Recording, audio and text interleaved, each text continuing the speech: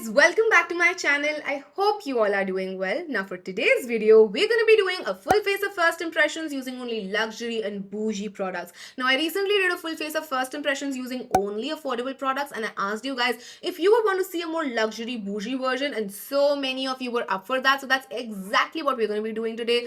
Now I don't want to give you any spoilers, but this video has a lot of highs and a lot of lows, more lows than highs, and that's just saying something about it, just something. I'm trying to pep talk myself into this intro as to not make you guys feel down from the moment that you click into this video, because it doesn't end that well. It might not look like that way on my face right now or on my makeup right now, but you'll see what we're talking about. So without any further ado, if you want to see everything that I tried out in this video, or if you just want to look at this makeup look, then please keep on watching. Listen, I know my hair looks a little crazy right now because I've just curled it and they're very tight right now and I need to open them up. But the thing is, my curls don't stay. So if I comb it out right now, by the time I'm done with my makeup, they will be straight, flat and whatnot. So I'm going to comb it out just after I'm done with my makeup. So we're not going to judge whatever's happening right here. Deal? Deal? Thank you so much. Now moving on to my first product, I have this Shiseido Waso primer. Now this is a poreless matte primer, and in all honesty, that's not my most favorite type because I have dry skin type and mattifying primers can make it look even drier. But I really wanted to try out some Shiseido products because they have unique formulations out there, and this was the only one that was available on Tira, so I picked it up. Let's quickly read the description as well. It says apply a thin layer to T-zone before makeup. For touch-ups, gently pat on problem areas and blend. You can touch up with this primer. That's what I was talking about. They have some really unique formulations. So I'm just going to apply this on my T-zone first. And I'm taking a little bit on my fingers. And this also has some green tint to it. I'm not sure if this is also supposed to be color correcting because that's not mentioned anywhere. But we're just going to start off with the T-zone like they've mentioned. So I'm applying a little bit on my forehead. And this doesn't seem to be like instantly mattifying to that extent where it's sucking the oil out of your skin. But it's a very soft matte finish. A very soft matte finish, and it also feels moisturizing on the skin, weirdly enough, because of the texture. It's like a thicker texture. It doesn't feel, you know, that lightweight mattifying primer that literally just sucks the life out of your skin. And I feel like my oily beauties out there might really enjoy this one because it's also going to add some hydration back to your skin. I know the struggle can be real in finding a product that's not gonna make your skin even drier, because sometimes with oily skin types it's an overcompensation that your skin is doing to produce extra oil. So this will also add some hydration to your skin, and once it settles down, it actually feels like I've applied a layer of loose powder. Like, it just feels so weird and so confusing because I've just applied a cream, but it feels like I have a powder on my skin. And back in the day, people really used to do that, like apply loose powder on the skin and then go over with their foundation to add longevity, to add coverage and whatnot. So I think that's the route that they also thought of, and that's how you can also touch up with this, because it's like a liquid powder of sorts. Like, I don't know how to describe it, but it feels like I have powder on my skin. Today I'm going to do my concealer before my foundation, and I have the Bobbi Brown Skin Full Cover Concealer. And the whole reason I'm doing my concealer before is because of this shade, which is the shade Natural, which seems a little too deep and a little too yellow for my preference on top of a foundation, because I do like slightly highlighting concealers. So we're going to be doing this as a color corrector, and the tip of this is actually pretty unique. It's in a flower petal sort of a shape. It's not completely round or flat. It's called a precision tip, but I feel like it's just, it could have been a normal tip as well. Like, it doesn't feel super unique or something that I really would have,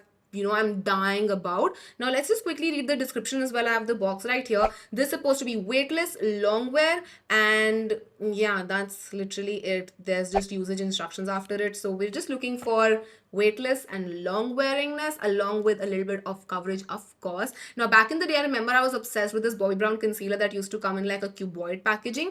That was thick, but it was still weightless, and that's the whole point of like a good base product, that it should feel weightless even if it's like a different consistency. For example, the NARS creamy concealer, it comes in a pot, so it's literally like semi-solid, but it just feels so weightless on the skin. And you just saw how well that blended out and how quickly that blended out and how much coverage it's giving with just the tiniest amount. That is so beautiful. So I've just applied this concealer as a color corrector on the areas where I have hyperpigmentation or just some acne scarring, just to like cancel it out. And I feel like I would want to ideally pick up this concealer in a shade that's like exactly my skin tone, because this just feels so weightless and it's giving so much coverage. So for the days when I just want to apply like a concealer and some tint, I can go for it. But the real test would be the under eyes, because that's the most hyperpigmented area on my face. And look at that coverage. Just look at how beautiful that's looking. And it's, again, as I said, it feels pretty much weightless. Like I feel I have nothing going on. There's no sticky or tackiness, which was the case with the Bobbi Brown concealer that I was obsessed with back in the day. It did have a slight sticky feel to it, but because you powder down the areas that you conceal, it wasn't like a deal breaker for me. The concealer, the coverage and everything was just insane. So I just used to go for that one. But this looks so beautiful, guys. Like even with just the tiniest amount that I have applied, a little went a long way. It's given me coverage. It looks beautiful. The finish feels weightless. I think I'm gonna pick up a shade that's like exactly my skin tone. Now I'm gonna go in with my foundation, even though there's not a lot that the foundation has to do now because my skin pretty much feels very evened out. But I'm gonna be trying out the MAC Studio Fix Fluid today, and this is, I think, a reformulation. This is their broad spectrum SPF 15, and again, I have the box with me right here. Let's quickly read what it's supposed to do. Now this is supposed to be, there are only directions. Okay, this is supposed to be 24-hour wear, medium to full buildable coverage, blurring soft matte finish, water and transfer resistant, oil and shine control, non-drying, does not clog pores. So a lot of claims right there, a lot of big claims right there. So let's just take some product out, and this definitely is a reformulation because their normal Studio Fix is a thicker formulation, while this one is a thinner, more, just lighter weight formulation. So I'm just going to warm this up first on the back of my hand, and the shade that I have is C3.5. So yeah, even the shade names are different. I'm just going to dot this all over my face, and this seems to be like the perfect match for my skin. So hopefully we'll be able to cover up all of the yellowness that I have going on with this foundation, because this seems to be an undertone that's much more suited to my skin. I think I'm going to start with that much, and I'm going to start blending this out with my brush. And okay, today seems to be like a good base day, because look at how well that is blending out onto the skin. It looks like there's nothing on my skin, on the areas of course where it's blended out already. And when it comes to the coverage, it is, yeah, it is slightly sheerer. Like it's, I won't call it fully medium, but it's slightly sheerer to an extent where your skin would look like skin, and some imperfections might just, peep in from underneath. I'm just going to layer a little bit here to see if it's buildable, because they've mentioned it's buildable. I want to see how well it layers on the skin. Yeah, you can build up the coverage and still look very natural. So that just looks beautiful. And it's not superly dewy or glowy. It has a very satin feel to it. Again, very skin-like. Let's blend out this side as well. I wanted to first apply it on the areas where I don't have the corrector, just to see how well it's gonna like, give me coverage and all of that. And now I'm gonna go on the areas where I have that color corrector concealer thingy going on, just to like cover all of that up and see how seamless my face can actually look. And it's pretty much at this point looking seam bloody less, like seam bloody less. This is without the foundation on top of the concealer, and this is with the foundation on top of the concealer. I'm a happy girl. On the days when my base looks nice, I'm the happiest. I'm the happiest. As much as I love like bold lipsticks and eye makeup and glitter and all of that, if your base is not nice, nothing can salvage it. Just nothing can salvage it. And that's why I always say that if you want to invest into makeup, if you want to put money into makeup, I feel like base is where you should be doing it. Because trust you me, guys, I feel like I have absolutely nothing on my skin right now. Nothing. Like it's super weightless. I feel like, on days when you forget that you have makeup on, and then you just rub your hands around and you are like, shit, I have makeup on. That's the feeling I have right now, because I feel like there's nothing on my skin and I can touch my face without any worries of smudging or, just ruining my makeup. It just feels so weightless, like I can move my face around. Sometimes when you have like a lot of coverage going on or a lot of products going on, it feels like a thicker mask. Yeah, that's exactly not what I'm feeling right now. This just feels so weightless and so beautiful, and it looks so good on the skin as well. That's cherry on the cake. It feels and looks good. I added just a little bit of highlighting concealer because I felt like my face needed that, and I also removed all of the foundation from my lips to not give me concealer lips right now. And now, even though I feel like I don't need it, I'm gonna be powdering my face down because we have absolutely no cream products today. Surprise, surprise, that's shocking, right? Because with everything going on, cream products are still the rage right now. But today I actually have a contour palette that we will be talking about later on. But right now, we're gonna be powdering our face down and have the Benefit POREfessional powder. Now, this is a more recent and newer launch, and I'm really excited to try this one out. I also have to try out the foundation, but we'll do that in some other video. So I'm gonna take a little bit of this powder on the cap. I feel like that's a lot of powder. But first, let's just check out the texture. Wait, that's not very visible, right? Okay, the texture feels so soft. It's slightly chalkier, but not bad chalky. Chalky in the way of it being so smooth. It's really, really smooth. I'm really excited now. So let's just take up a little bit of this powder. I'm not doing a lot of it, and then I'm gonna put it on my under eyes first just to see how well it mattifies my already pretty matte face. Like, my face is today more on the matte side. It's not super dewy, it's on the matte side of things, but it's not looking flat, which is nice. And you can see, because of how matte my face already is, there isn't a huge difference. Like, it still feels pretty same. And again, even this one is such a weightless product. Like, I don't feel like I have mattified something down, and you saw the texture is so, like, I don't know how to explain this without it sounding bad, because I don't mean chalky in a bad way. I know people use chalky in a very negative sense of terms when it comes to powder, but this actually feels very, it's finely milled, but it's also like, I don't know how to put it. It's very smooth also. It's smooth, so it did smoothen out my under eyes a little bit, which is something I like. But I can't really tell you if it will like absorb up all of your oil or not, because A, I have dry skin type, and B, I have mattifying products underneath, so there is no oil. But now, as promised, I'm going to move on to my contour palette, which comes from Smashbox. It's their Cali contour, and you have 6 pans in here. This is what the palette looks like from the inside. So basically, you have a contour, a shimmer highlight, a matte bronze, then you have a highlight, a shimmer bronze, and a matte blush, and that's mentioned on the back, so you can read that very easily. It also comes with an info card about placement and all of that, so that's very helpful. And they just say that this is going to shape, bronze, and give your skin a glow. They've not mentioned anything else than that. So let's just quickly do some swatches of the product just to see how it feels and all of that. And it does feel nice and creamy. So this is the contour shade. I feel like that's going to be a really good shade for my skin tone. This is the shimmer highlight, and then we have a matte bronzer that seems to be slightly lighter than what I would prefer my bronzer to be. Let me quickly wipe off my finger. And then we have, what was this? This is a highlight, a shimmer bronze, matte shimmer bronze, and then a matte blush.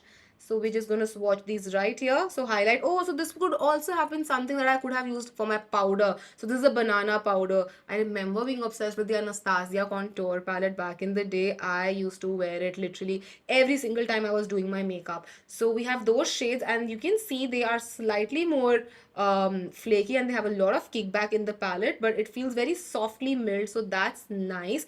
Now let's move on to the contour. First, I'm just going to take my angled bronzer brush just to pick up this contour, and we're just going to place it and see how well it defines my face. I'm just going to tap it into my skin, and oh, that is pigmented and pretty gray. Okay, I think I'm gonna mix in the matte bronzer that I felt was slightly lighter for my skin tone, just to like balance out this. Okay, I think I was getting way too happy about my base, so God had to teach me a lesson. I'm getting a little nervous now. You know what I'm gonna do? I'm gonna just wipe off the excess, and on the other side, I'm just gonna try the matte bronzer, dusting off the excess. Yeah, I should have just gone in with the matte Nope. I thought this is better, but okay. Interesting.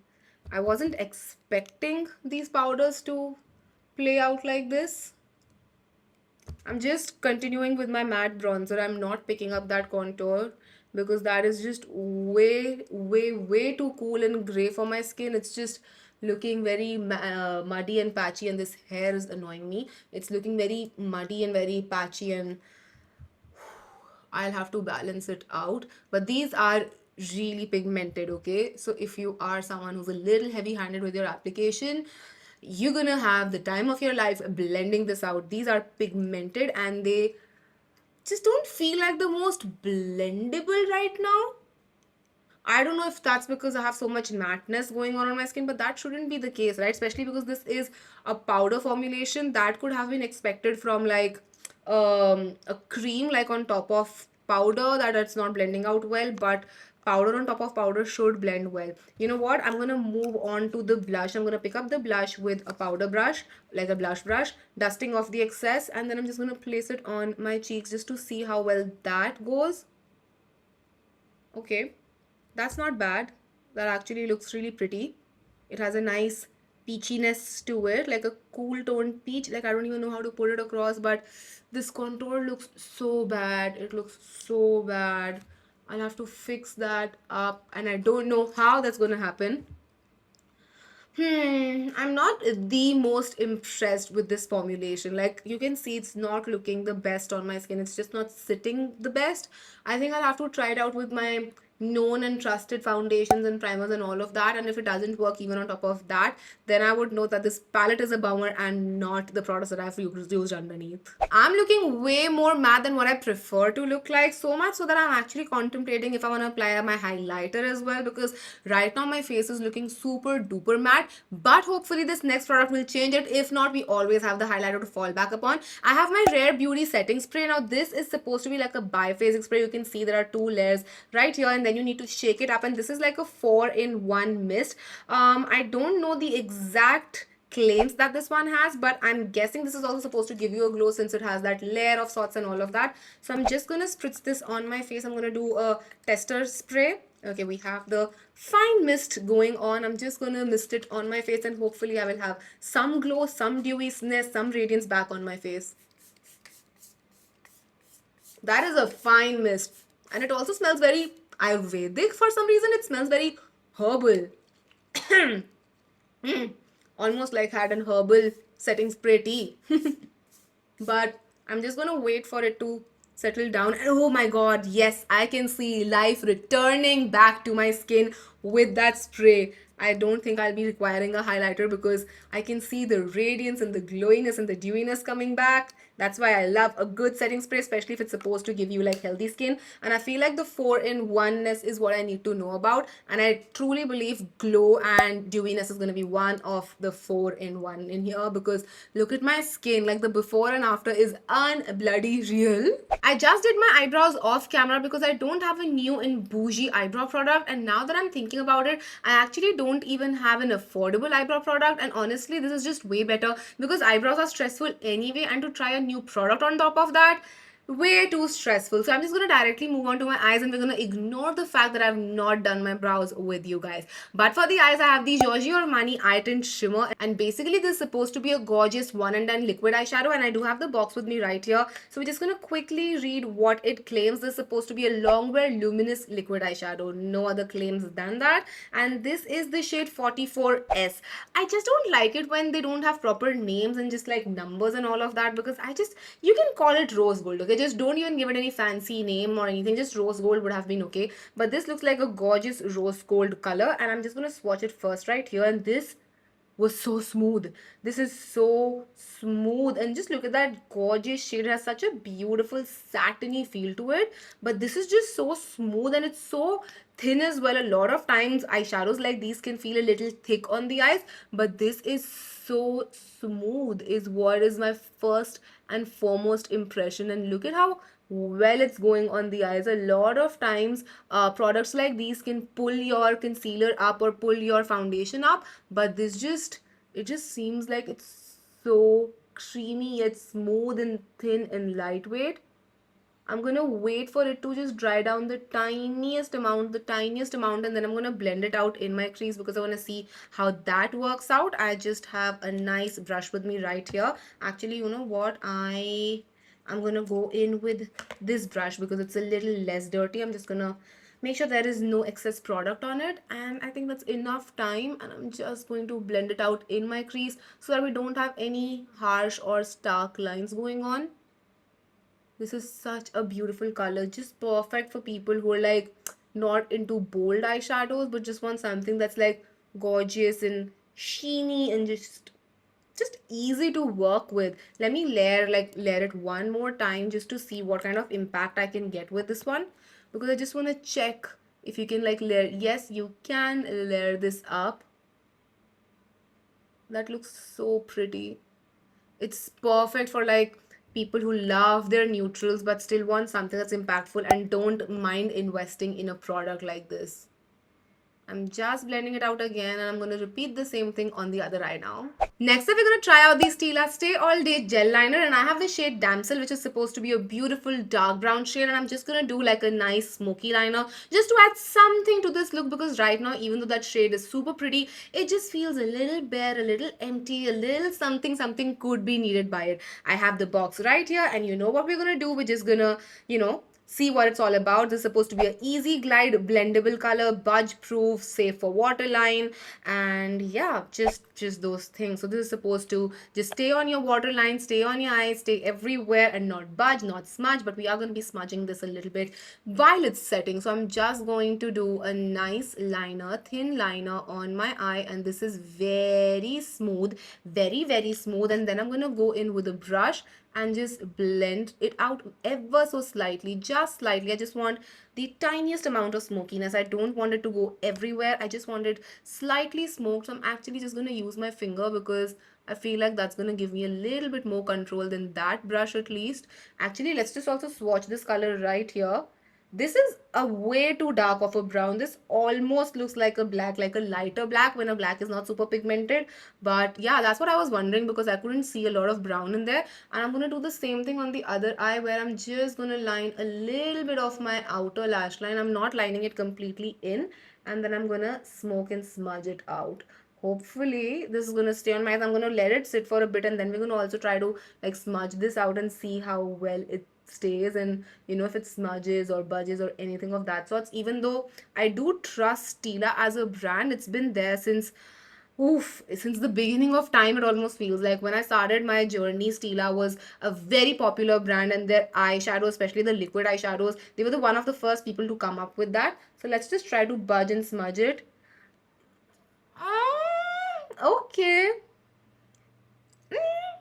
Maybe it hadn't set fully. I mean, I don't know. I'm not trying to make any excuses for this, but yeah, that doesn't seem that nice. But it looks nice on the eyes. It's not fully brown, fully black. It's somewhere in between. I mean, the color is probably not my favorite because if I want a dark brown, I want it to look like a brown and not like a lighter black. But yeah, it's just a basic eyeliner. I feel like you can get eyeliners like these for cheaper as well. I will always let you know if you can get something for cheaper. If even if like I love the product or anything of that sorts, because I feel like everyone should have good options according to their budget. And when it comes to maybe say this foundation that I've used or the primer that I've used, nothing that is very similar comes to my mind right off the back. But with this eyeliner, something does. Like Plum has beautiful eyeliners, K Beauty has beautiful eyeliners, and they perform very similarly, and you can get like a brown and a black and all of that in those. So yeah, this is an okay product. Time for mascara now, and I have the Estee Lauder Sumptuous Extreme Lash Multiplying Mascara. Now sadly I don't have the info card for this one, so I'll just include some claims on screen so you can see it. But basically through the name I can just tell you guys that this is supposed to multiply your lashes, give you loads of volume and all of that sorts of thing. The wand looks pretty basic but very big, like it's a jumbo wand. So I'm just gonna start to apply this on my lashes now. I don't know, yeah, mascaras really sort of confuse me because a lot of high-end mascaras perform so beautifully, but I feel like mascara shouldn't be so expensive because you're supposed to like throw them away in 6 months or so. I never throw away mine in 6 months. I throw them away when they dry out or if they ever irritate my eyes. None of my mascaras has ever irritated my eyes ever up until now. So yeah, I don't throw them away. I use them till I can, and once they dry out, then I obviously like toss them out. But they shouldn't be this expensive. Like you should be able to get a nice affordable mascara, but this is not doing anything for my lashes. Where is Sumptuous? Where is Extreme? I don't see either of them. And this just seems to be a thicker formulation. Like, it's a pretty thick mascara, so it should have ideally coated my lashes really nicely. Let me just give it a nice wiggle, wiggle, wiggle, wiggle, and then go in. Probably like it needs to get activated or something of those sorts. Ah, I just applied a little bit on top of my eye. Don't worry, I'll flake it off once it dries down.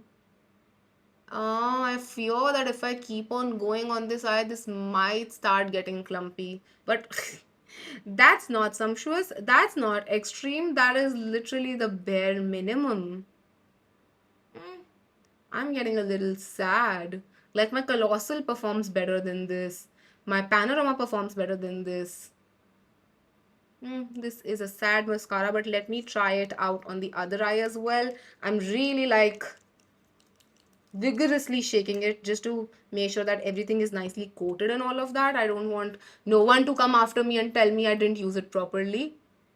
But I'm just like a little sad right now because the eyes haven't gone the way I imagined them. Like, don't get me wrong, the liquid eyeshadow was beautiful, but I had a different image with the brown liner and all of that.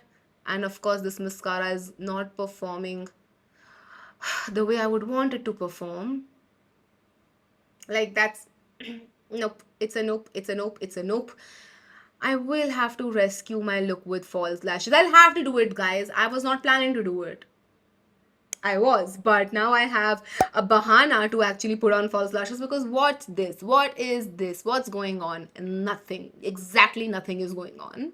And now to finish things off, which fingers crossed, hopefully we can do on a high note because God knows I need it. We started so well. My mood was so upbeat, so happy, so giggly, and then came the contour. And after that, it just went all downhill. I feel like, yeah, there were moments of respite and relief with the setting spray and the eyeshadow, but overall my mood's thrown off a little bit. So I'm going to be using my Bobbi Brown liquid lipstick, and hopefully this can salvage the situation for me because I love Bobbi Brown when it comes to lipsticks. I love their crushed lipsticks, crushed liquid lipsticks, their mini lipsticks. They're amazing. So hopefully this new liquid lipstick is going to be a banger as well. And I have the shade Claret, which seems to be like a nice warm pinky orangey color.